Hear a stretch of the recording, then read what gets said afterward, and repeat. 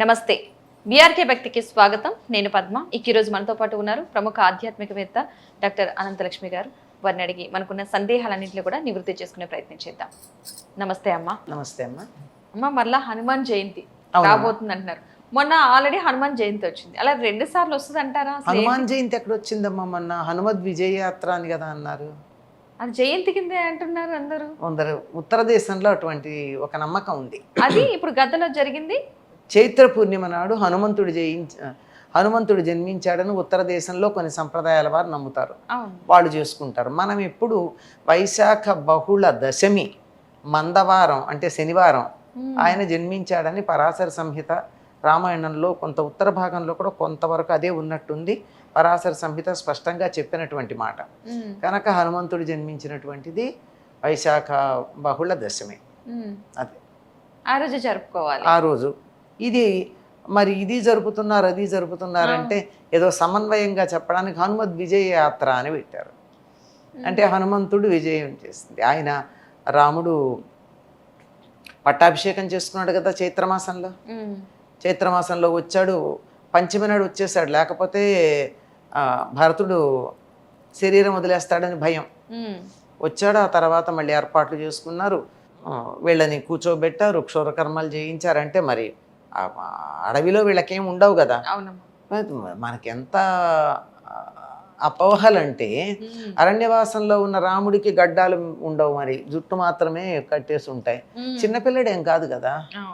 ఇవన్నీ చేయించినట్టు రామాయణంలో ఉంది. బొమ్మల్లో మనం వెయ్యంగానే అవన్నీ చేయించి చక్కగా తయారు చేసి ఆ తర్వాత పట్టాభిషేకం చేశారు. పట్టాభిషేకం అయిన తర్వాత రాముడు అందరినీ ఆదరించాడు. చివరికి ఆదరించింది ఎవరినంటే హనుమంతుడిని. ఎందుకంటే అతనికి ఏమిచ్చి ఆదరించాలో ఆయనకు అర్థం కాల. ఏమిచ్చినా హనుమంతుడికి ఇచ్చి తక్కువే.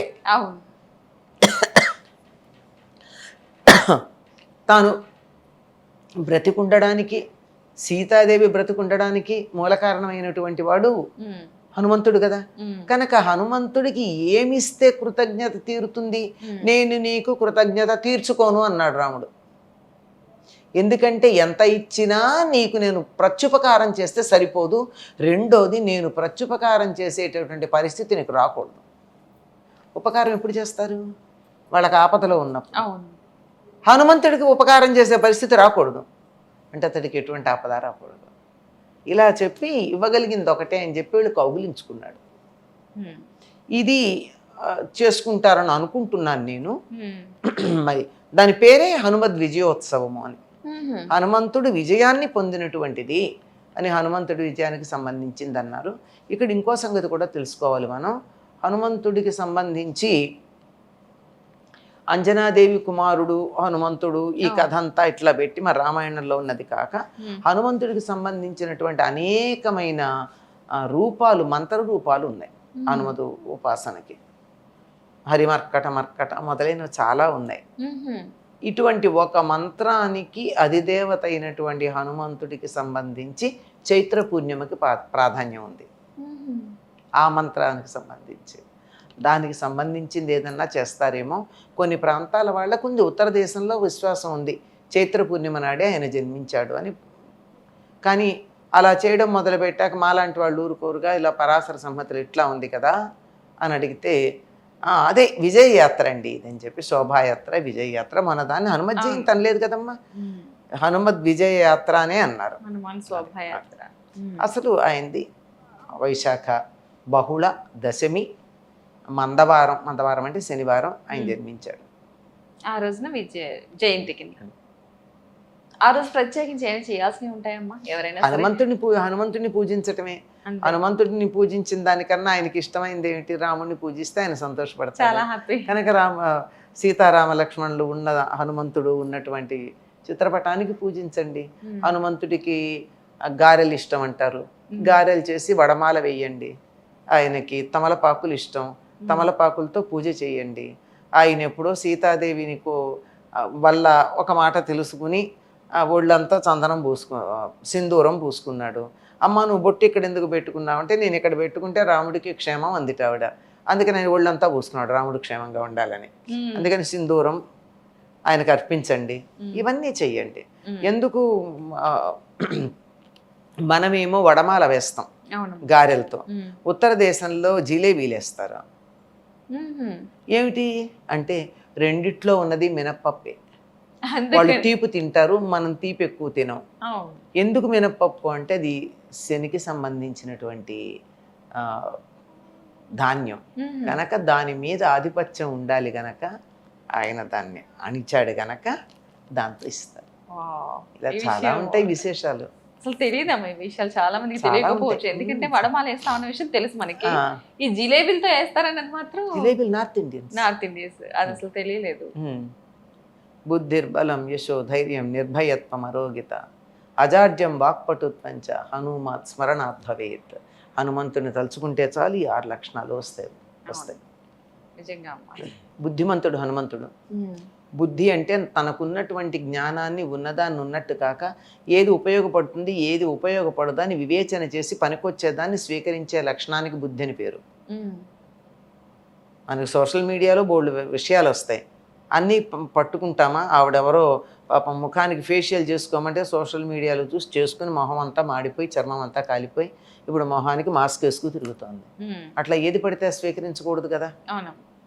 అంచేత వివేచన ఉండి ఇది పనికొస్తుంది ఇది పనికిరాదు అని తేల్చగలిగినటువంటి లక్షణానికి బుద్ధి అని పేరు. హనుమంతుడు బుద్ధిమంతుడు. బుద్ధి బలం. ఇప్పటికీ వ్యాయామశాలలన్నీ కూడా హనుమంతుడి ఫోటోనే ఉంటాయి. యశః కీర్తి. ధైర్యం. ధైర్యం అంటే ప్రతికూల పరిస్థితుల్లో కూడా మనస్సుకున్నటువంటి ఆ స్థిరత్వాన్ని పోగొట్టుకోకపోవడం. మనం కాస్త ఏదన్నా వచ్చేస్తే కంగారు అంట, అట్లా అనకుండా మనస్సు స్థిరంగా ఉండడం, అది ధైర్యం. యశో ధైర్యం. నిర్భయత్వం. ఎక్కడా భయపడాల్సిన పని లేదు. భయం ఎప్పుడమ్మా తప్పు చేస్తే ఉంటుంది, తప్పు చేయని వాడికి భయం ఉండదు కదా. నిర్భయత్వం. అరోగిత. ఎటువంటి అనారోగ్యం ఉండదు. ఎందుకంటే ఆయన సంజీవుని పట్టుకొచ్చాడు, ఆయన తలుచుకుంటేనే రోగాలన్నీ పోతాయి. వాక్పటుత్వం.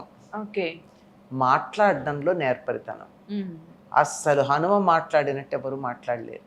మొట్టమొదటిసారి హనుమన్ చూసినటువంటి రాముడు ఇచ్చిన సర్టిఫికేట్ చాలమ్మా మాట ఎట్లా ఉండడానని.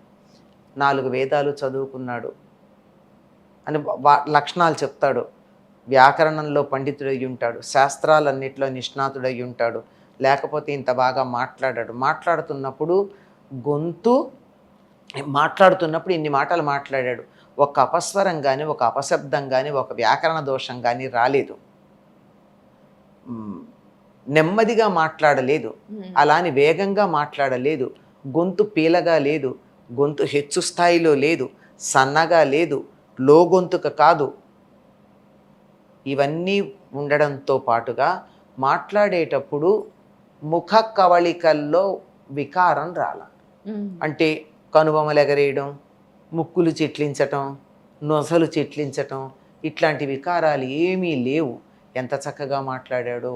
ఇన్నిట్లోనూ పండితుడై ఉంటాడు కనుక ఇతడి లాంటి దూత ఉన్నట్టయితే చంపటానికి వచ్చినటువంటి శత్రువు కూడా మిత్రుడైపోతాడు కదా అన్నాడు రాముడు లక్ష్మణుడితో. హనుమంతు చూడగానే చెప్పినటువంటి మాట ఇదొక్కటి చాలదమ్మా.